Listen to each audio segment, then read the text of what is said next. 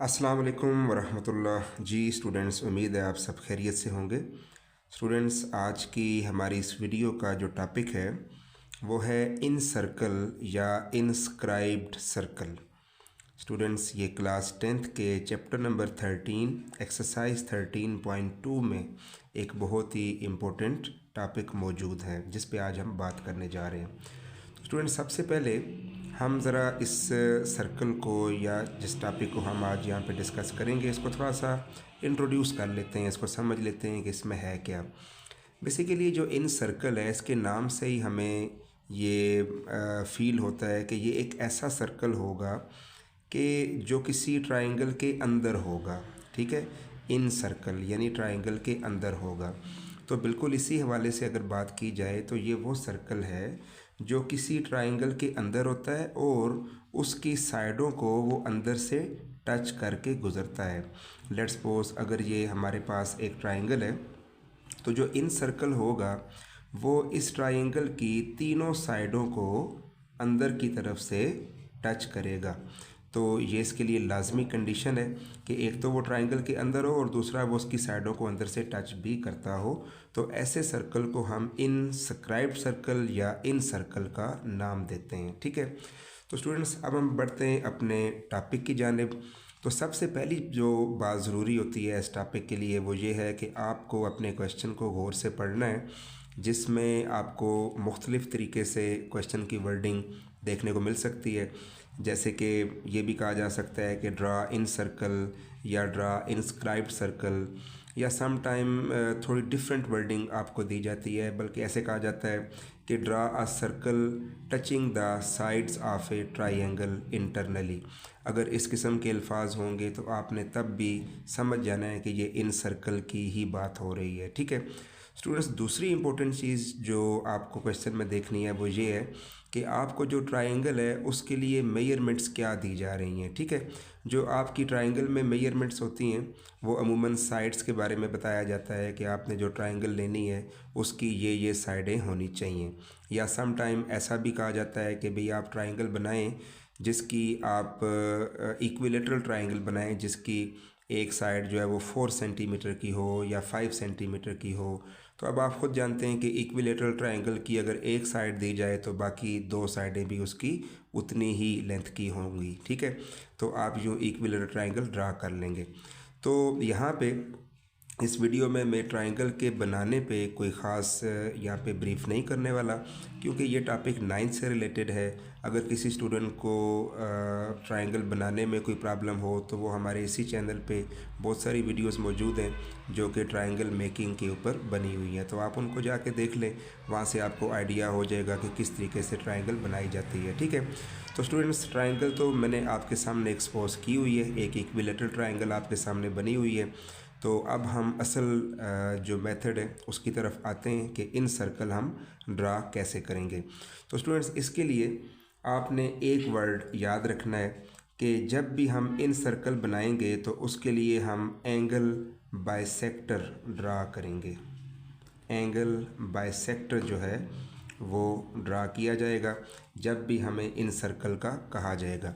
तो चले अब हम वर्किंग स्टार्ट करेंगे। एंगल बाइसेक्टर बनाने के लिए फ़र्स्ट ऑफ़ ऑल हमें कोई से दो पॉइंट्स ले लेने हैं। जैसे कि आपको नज़र आ रहा है कि ट्रायंगल में 3 वर्टेक्स होते हैं और 3 कॉर्नर पॉइंट्स यानी ए बी सी, ये 3 हैं। तो हमने इन तीनों का एंगल बाइसेक्टर नहीं बनाना, बल्कि हमें कोई से दो पॉइंट्स का या दो एंगल्स का बाइसेक्टर ड्रा करना है। ठीक है, तो वो किस तरीके से ड्रा करेंगे वो आप देख लें।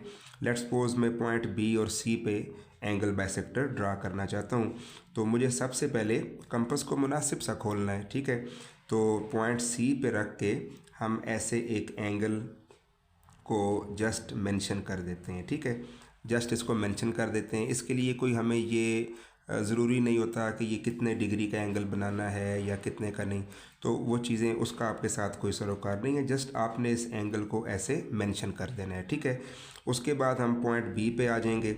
इस पे पॉइंट बी पे नीडल रखने के बाद इधर भी हम एक एंगल को इस तरीके से मेंशन कर देंगे। ठीक है, ये देखें हमने इधर भी एंगल को मेंशन कर दिया। ठीक है, आफ्टर इट अब हम इन दोनों एंगल्स के बाइसेक्टर को ड्रा करते हैं। ठीक है, बाइसेक्टर ड्रा करने के लिए आपने ऐसे करना है कि इस एंगल के दो एंड पॉइंट्स जहन में रखें, यानी कि यहाँ से लेके यहाँ तक ये एंगल बन रहा है, तो इसका मतलब ये है कि हमने इन दोनों एंड पॉइंट्स को यूटिलाइज़ करना है।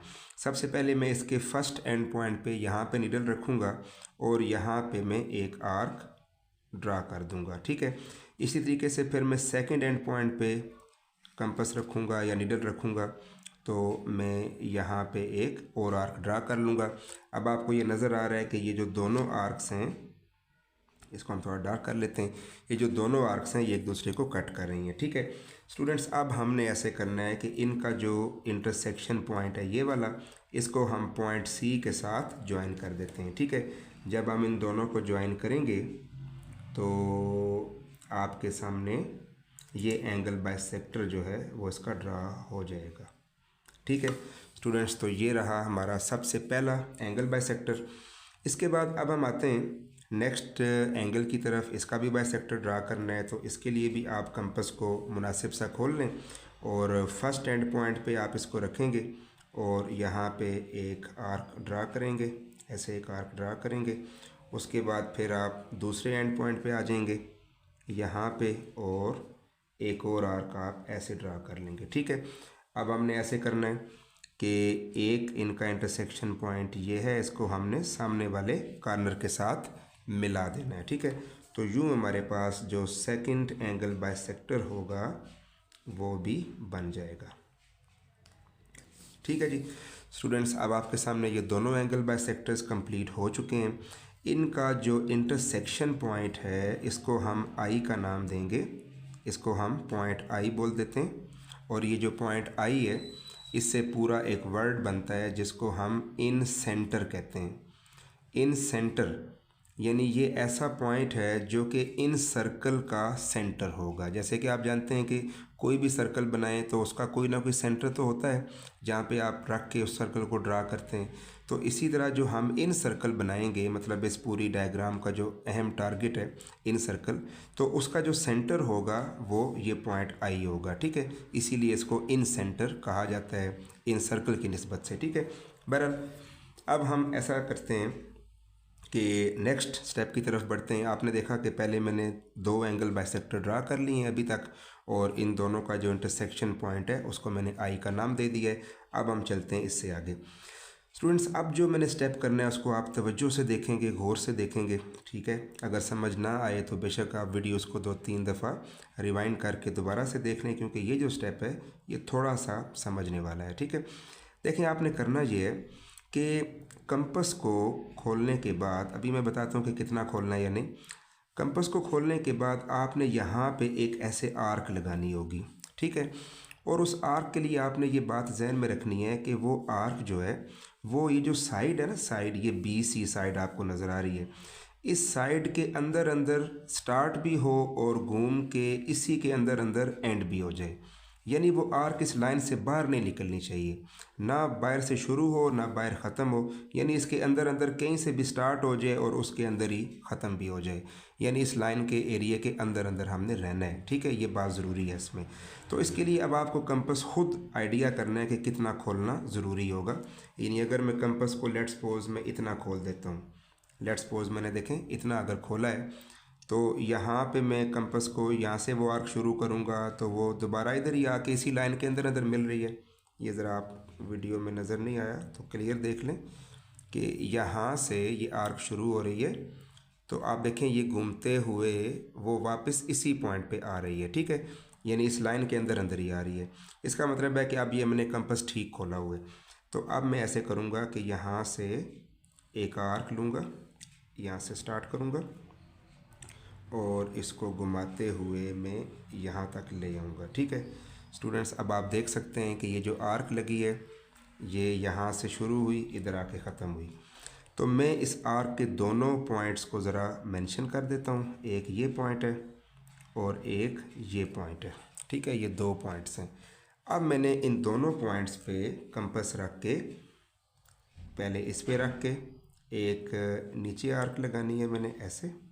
ठीक है, और फिर इस पॉइंट पे रख के मुझे इधर ये एक और आर्क लगानी है यूँ। ठीक है, अब आप देख सकते हैं कि ये दोनों आर्क्स इधर कट कर रही हैं। अब इनका जो इंटरसेक्शन पॉइंट है ये वाला, और जो पॉइंट आई है ये, इन दोनों को मैंने एक डॉटेड लाइन के ज़रिए से ज्वाइन कर देना है। ये देख सकते हैं आप कि मैं इन दोनों को एक डॉटेड लाइन के ज़रिए से ज्वाइन कर रहा हूँ। ठीक है जी, ये अब आपने ज्वाइन कर दिया। स्टूडेंट्स, अब आपने ये देखना है कि जो डॉटेड लाइन थी जो अभी हमने ड्रा की है, ये एक्चुअल साइड जो बी सी साइड है उसको कहाँ पे मीट कर रही है, तो वो ये पॉइंट है जहाँ पे उसको मीट कर रही है। इसको हम पॉइंट एम का नाम दे देते हैं। ठीक है स्टूडेंट्स, अब हमने पॉइंट एम का इसको नाम दिया। तो स्टूडेंट्स, इसके बाद अब हमने अपने कंपास को आई से लेके एम तक ओपन करना है। आई से एम तक, यानी ये सर्कल का रेडियस लेना है। अब हम सर्कल बनाने जा रहे हैं आई से लेके एम तक। ये देखिए, आपने कंपास को खोला और अब नीडल को आई पे रखना है क्योंकि सेंटर हमने आई लेना है। ठीक है, और अब एक सर्कल आप ड्रा कर दें। ठीक है, ये अब आप देख सकते हैं कि ये हमने सर्कल ऐसे शुरू किया, ये यूं बनाते गए और ये अब आपका सर्कल कंप्लीट हुआ। ठीक है स्टूडेंट्स, आप ये देख सकते हैं कि ये जो सर्कल है ये बिल्कुल इसी शेप में, यानी ट्रायंगल की तीनों साइडों को वो इंटरनली टच करके गुजरा है, लिहाजा ये हमारा इन सर्कल कंप्लीट हो गया। ठीक है स्टूडेंट्स, अब अगर आप इस सर्कल का रेडियस मेजर करना चाहें, क्योंकि सम टाइम आपके क्वेश्चन में अलग से ये पार्ट बनाया जाता है कि also measure the radius of this circle, तो आपने जस्ट ऐसे करना है कि क्योंकि इसका सर्कल का रेडियस आई से लेके एम तक था, ठीक है, सेंटर से लेके यहाँ तक ये रेडियस होता है, तो आपने ऐसे करना है। रेडियस को मेजर करने का एक मेथड होता है, वो ये कि आपने कंपास को आई से एम तक खोलना है। ये आपने कंपास को आई से एम तक खोला। अब आप अपना स्केल सामने रखेंगे, ये आपने स्केल सामने रखा, और अब आप अपने स्केल पे ये ऐसे ज़ीरो पे रखें आप पेंसिल को, और देखें नीडल कहाँ तक जा रही है। ये अब आप देख सकते हैं कि ये 2 सेंटीमीटर जो है वो आपको लेंथ मिल रही है। इसका मतलब ये कि जो रेडियस है हमारे इस सर्कल का वो 2 सेंटीमीटर है। ये इसका रेडियस है 2 सेंटीमीटर। तो यूँ आपने उस पार्ट का भी आंसर दे देना अगर कहा जाए तो। ठीक है, ये एक ऑप्शनल चीज़ होती है, सम टाइम कही जाती है और सम टाइम नहीं कही जाती। बाकी अब आपके पास सर्कल कंप्लीट हो गया। मैं उम्मीद करता हूँ कि आपको ये अच्छे से क्लियर हो गया होगा। अगर किसी किस्म का कोई डाउट हो, किसी किस्म का कोई प्रॉब्लम हो, तो आप कमेंट सेक्शन में आप बता सकते हैं। इसके साथ ही मैं अपनी वीडियो को यहाँ पे ख़त्म करूँगा। अपना ख्याल रखिएगा। अस्सलाम वालेकुम।